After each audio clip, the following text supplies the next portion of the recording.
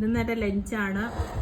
പരിപ്പ് കറി, ചെറുപയർ കറി, ചീരത്തോരൻ, തേങ്ങയിടാത്ത ചീരത്തോരൻ, പാവയ്ക്ക കൊണ്ടാട്ടം, നെല്ലിക്ക അച്ചാറ്. മീനാണ് ഇവിടുത്തെ ഇന്നത്തെ താരം. ഈ മീനിൻ്റെ പേര് മുള്ളുവാളയെന്നാണ് പറഞ്ഞത്, എനിക്കറിയത്തില്ല.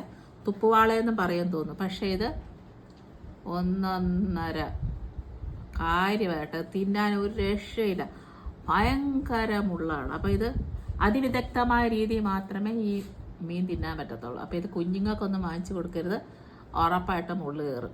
അപ്പോൾ ഇതൊരു സാഹസിക രീതിയിൽ ഇത് തിന്നാൻ പറ്റത്തുള്ളൂ. ഫുൾ മുള്ളാണ്. കാണിക്കാം. മുള്ള് മീൻസ് ഒരു വല്ലാത്ത മുള്ള്, എന്താ പറയുക, ഓരോ ദശയ്ക്കകത്ത് മുള്ള.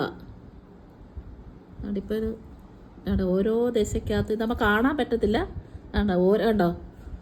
കണ്ടോ ഓരോ ദശയ്ക്കകത്ത് മുള്ളാണ്. അപ്പോൾ ഇത് ഭയങ്കര കണ്ടോ.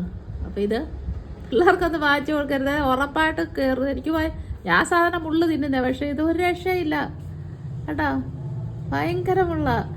ഇത് തുപ്പുവാളയെന്നല്ലേ പേവാച്ചി പറയും, തുപ്പുവാളയെന്ന് പറയും തോന്നുന്നു. അവളും എടുക്കും, അതുകൊണ്ടാ കണ്ടോ ഫുൾ മുള്ള്.